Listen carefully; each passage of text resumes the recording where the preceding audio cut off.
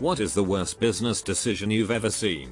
In my hometown there was an independent fast food and homemade ice cream place, long established and run by close friends. It was a gold mine. They decided to sell and retire. New owners immediately changed everything, painted it a wild color, removed some attractions on the grounds, changed the 60-year-old menu and switched to commercially made ice cream.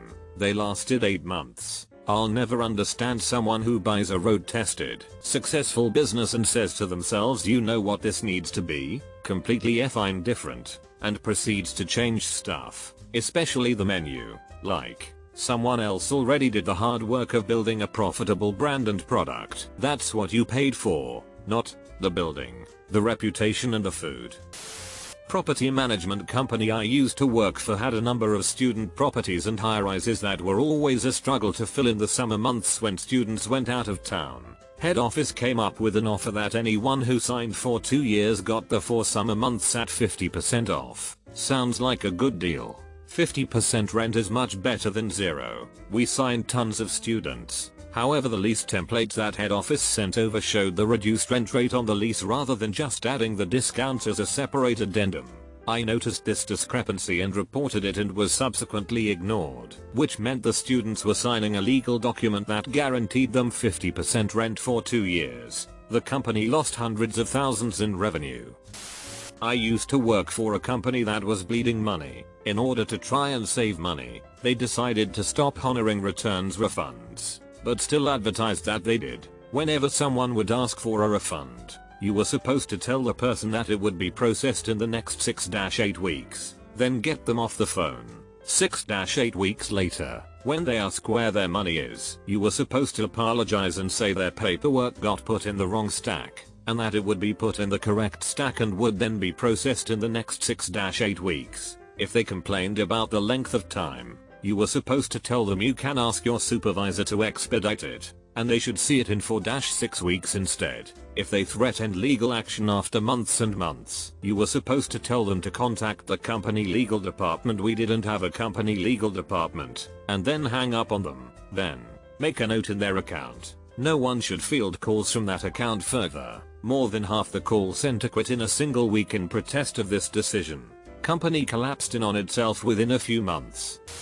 My late great uncle started a fish and chips restaurant. He had his own unique recipe for the fish and it was very popular. Businessmen had offered him thousands in cash for it over the years, but he always declined. After about 40 or so years, he decided to retire and hand the business over to an ambitious recent college grad. He offered to give her the recipe and even volunteer his services for a bit while she got comfortable in her new role as owner. She declined both, and within a year, she was forced to sell the restaurant after coming close to declaring bankruptcy. My great uncle died and took the recipe with him to his grave.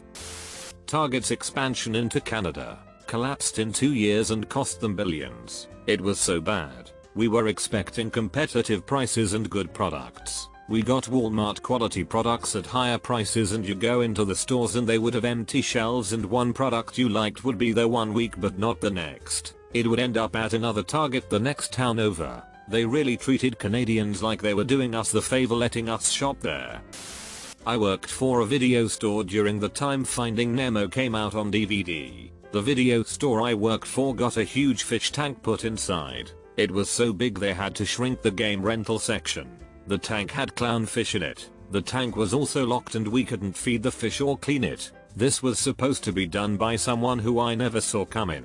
So the tank ended up filled with a bunch of dead Nemos in a nasty as F tank. Needless to say, parents were very unhappy about it. The local paper did a small article about it too, which didn't help an already dying store. I have no idea what they thought an expensive as hell fish tank would do for their business.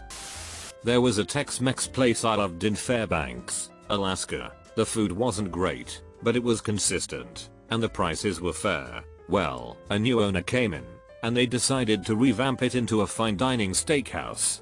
$30 was pretty much the lowest cost you could get for an item, and this was in a neighborhood that had a substantial crime rate and was right across the street from the bikini barista and the marijuana dispensary. I stopped going, and they went under shortly thereafter. I walked in once before the place closed down, and it was dreary and empty, and they had tried to bring some of the classics back to the menu, but it was far too late by then. You were too good for this world. Los amigos. I worked for a design printing place for years, and the owner went from amazing idea to stupid idea on a regular basis. Don't get me wrong, guy's a brilliant designer. Totally took advantage of new tech every chance he could and made it work. But he was cheap and greedy, so ruined what would have been lucrative long-term business relationships. So we did this huge order of promo supplies for a fairly big online casino. Huge, for him.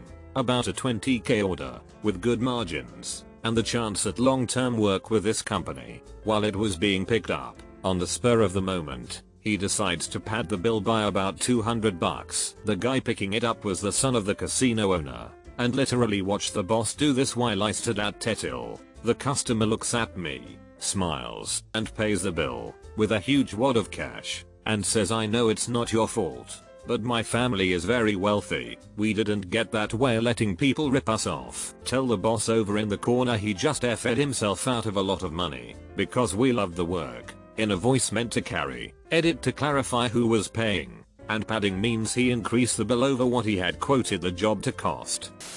Panera Care's opening less than a mile from my college campus. For those who don't know, Panera Care's basically just let you order food and would list a suggested donation based on what you ordered. But ultimately it was on a system. The cashiers would just make change for you so you could put cash in the donation box. If you can't afford a meal, it's fine to not pay, but you are supposed to volunteer to work for 2 hours to cover it. But this isn't actually required. I think generally these things are supposed to be for really affluent neighborhoods where people probably donate even more than is suggested.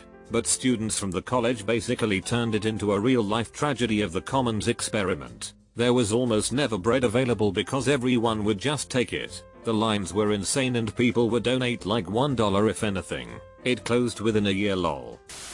Cafe I work for decided it wanted to fire everyone except for the leads and the manager. Then told the manager they weren't paying her salary anymore and she needed to take on more work. Assumed people would do it because they love their jobs. Take a help desk that has been consistently rated extremely well by its customers for their first call resolve, attitude, and helpfulness. Outsource it to a company that's been rated towards the bottom of the list for over a decade because it costs less than the salaries benefits of your former in-house help desk. Then complain when your first call resolve drops through the floor and your customer satisfaction is at an all-time low. Circuit City was pretty stupid. When the recession hit, they decided to stop selling appliances and instead focus on DVDs and televisions and such. Appliances are known as being a recession-proof item. People always need refrigerators and microwaves. They don't need DVDs. They also wanted to cut down on labor costs, so they fired a lot of managers and assistant managers, and just left a lot of entry-level employees because they were cheaper to pay. Well, entry-level employees don't really know how to fully run a store, so pretty much every Circuit City became dogsh. My old company was internationally known in our industry as being one of the ideal places to be. We could hire basically anybody in the world in our space to move and work in our office. It was such a effing awesome place to work. The CEO decided to cash out when a larger company barely related to our industry decided to buy us. The new company basically gutted everything that made it great, then rushed to go public. The employee stock options were pennies and they drastically cut benefits. Every time there was a complaint, the answer was maybe you don't understand our vision, or well, we are a public company now. They also got rid of our office, which was located in one of the hottest LA neighborhoods that everybody loved. More than half of the OG senior members have left and a large number of others are rumored to leave. I was forced to start assisting in hiring and it was grueling. People would apply believing it was our old company, then find out what's up and go elsewhere. Oh, and the stock is plummeting. I hate the fact that what once was is over. Those FS ruined something great. Around last year this time of year, I know someone in their early 50s that sold all of their investments at a significant dip from the highs and decided to start producing and selling hand sanitizer in little bottles out of their garage. Seeing it as a big opportunity with the virus, they spent everything on the bottles, labels, plastic drums full of sanitizer, at a huge markup, hiring locals people to fill the bottles and put the labels on. and then a website. By the time they had inventory, they realized that they couldn't compete on price with places like Walmart or other big box stores that had finally caught up to the shortages by midsummer. They also didn't realize that selling on Amazon was gated for that category, so you had no chance of selling through there as a new seller. So now they basically have a garage full of old hand sanitizer and no savings. This one involves my dad. Back in the 80s he decided he wanted to teach people how to use Lotus 123, Excel, Ms. Word, etc. So he bought a bunch of computers for a classroom, and he wrote interactive learning programs and printed out manuals and such. Even without advertising, he had people asking to join his class, but he was never quite ready. This Lotus 123 program could use more work. He wasn't ready for a class. This Ms. Word tutorial isn't quite done. The perfectionist in him wouldn't let him expose the less than perfect programs class to people just yet. He turned down paying customers for fear that it wasn't just perfect. He had taken a loan out from a friend to finance this, but never made a dime. He paid the loan back by selling our cottage, something he regrets to this day. And why? Because he was afraid to be flawed. That taught me a lesson though. As the old saying goes, perfect is the enemy of done. He could easily have made money and taught his classes, refining the programs to student feedback. He could have covered deficiencies by teaching in person. He was afraid it wasn't perfect, so it was never done. We don't talk about it, or the cottage that we built together. We had the foundation and structure built by pros. Then the whole family pitched in to build the interior when we were teens. It saddens me more because it was what he wanted to do, and he went for it, but not quite. A radio station I used to listen to recently changed their format from 80% music, 20% talk show to 100% talk show. Then they were like, oh, you can still listen to the music, but it's only going to be on our app. Game shop in my area had a great business plan. They had regular tournaments and games and a sweet membership plan. $10 per month and you get a discount on tournaments as well as a $10 gift card. Essentially it just incentivized every single person who went there for any sort of event to spend a minimum of $10 per month. They did great for about 2 years and then decided to change the membership so that you no longer got the $10 gift card, and the store started prioritizing D&D groups over competitive gaming groups. This isn't bad, in theory, aside from the fact that D&D players weren't paying for entry and they tended to spend less money, so they essentially chased away the customers who spent the most while removing the incentive for anyone to subscribe. The number of customers they had per day did slightly increase, but the amount they were spending, on average, dropped significantly, and they went out of business shortly after. 2 members of the band Steppenwolf wanted to break away from founder John Kay and wanted to tour using the band name. John Kay told them he would allow it only if they signed over their royalties from the songwriting credits they had in the band. These 2 members were convinced they would be successful on their own, so they agreed. Since Steppenwolf without John Kay would be like the Rolling Stones without Mick Jagger, that version of the band flopped tremendously. Also, even a 5-year-old could tell you that giving up your royalties on major hits like Born to Be Wild and Magic Carpet Ride would be a really stupid thing to do. So these guys ended up having to work regular menial jobs when they could have been getting a nice royalty check in the mail instead. There was a shopping plaza near me with a fairly large gift store, not a gift shop in the museum sense, basically like a Hallmark store but independent. It wasn't exactly bustling, but they apparently did solid business, and a lot of people in the community really appreciated having it there as a place to buy gifts and wrapping paper and such. The owners of the shopping plaza raise rents to the point that the shop goes out of business. The reason this was stupid is that the storefront sat vacant for like 15 entire years. Seriously, this place closed when I was a child and I'm now 27, and the vacancy was only taken over very recently. If their goal in raising the rent was to have a more profitable store move into that space, they certainly failed and missed out on decades of rent as a result. Not even sure if it was a conscious decision, but Sears passing on being Amazon in the early 90s. Sears was poised and ready to be Amazon. They had most components in place already, and the others they had in their arsenal. First, they had name recognition.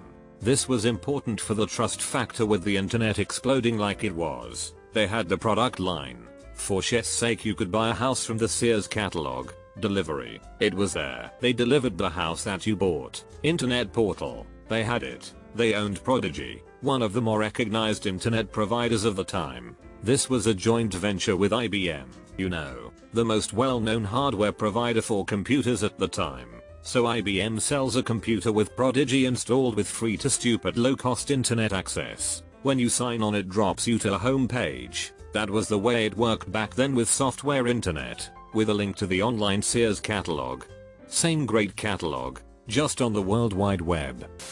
Kodak refusing to push digital cameras photography, and instead focusing on film cameras. If I recall correctly, I think Kodak was one of the first companies to create a digital camera, but instead of capitalizing on it, they sat on the technology and focused on film development.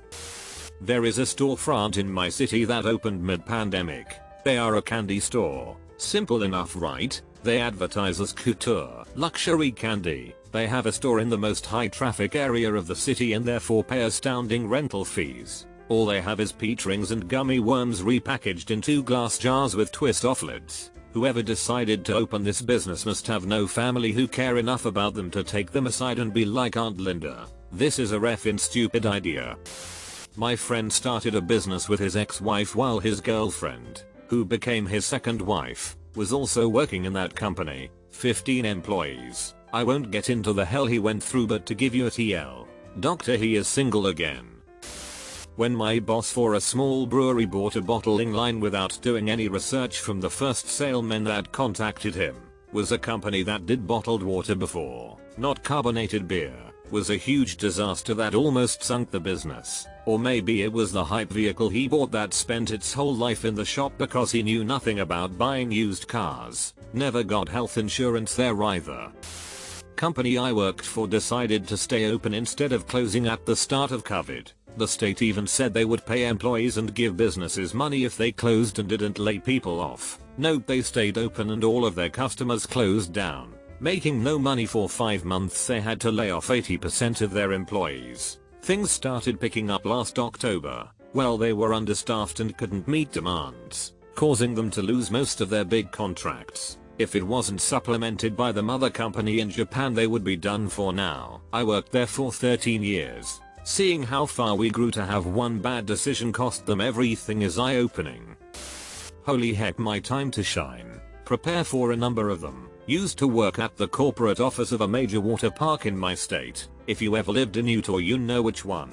The year before I started, they adopted a new business practice of offering a season pass to the water park and numerous other facilities for a measly $20 per year. Not a typo. Previously they had been $150 plus per year. Unbelievable, right? It gets worse. The year I started, they ran a new promotion where you buy a season pass for $25, but then also get a $20 gift card back in the mail to Walmart or some other store. You can see where this is going.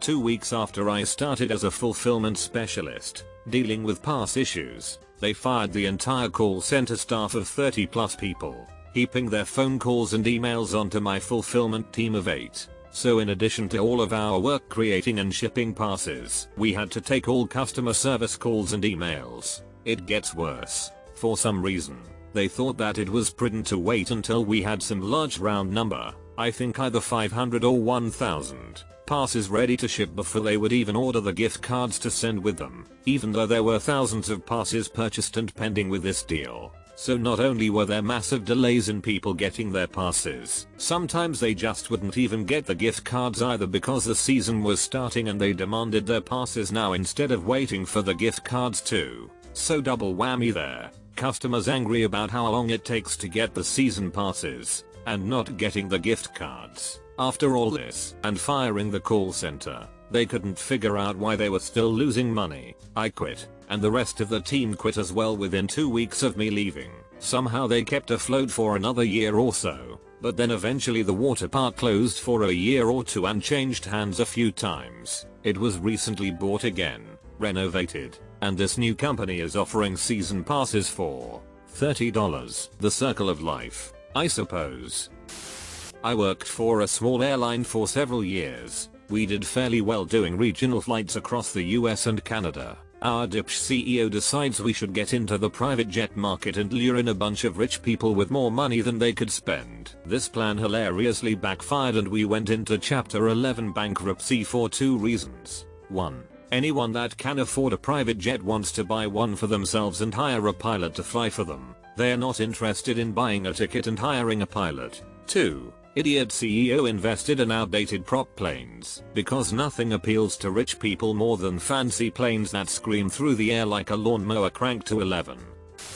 This drunk guy owned an island named Fisher Island. He traded the island to another guy for a yacht. The yacht sank and the drunk guy lost the island, along with the yacht.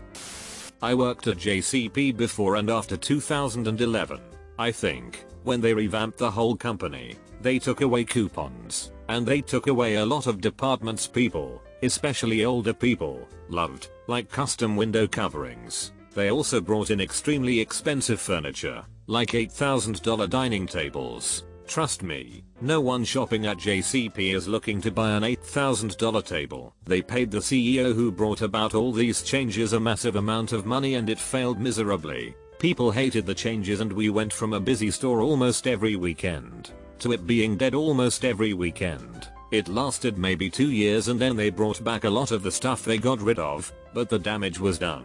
The people who had been shopping at JCP for years and years who stopped after the changes didn't come back. JCP lost an insane amount of money during this whole thing and never recovered. They filed for bankruptcy last year.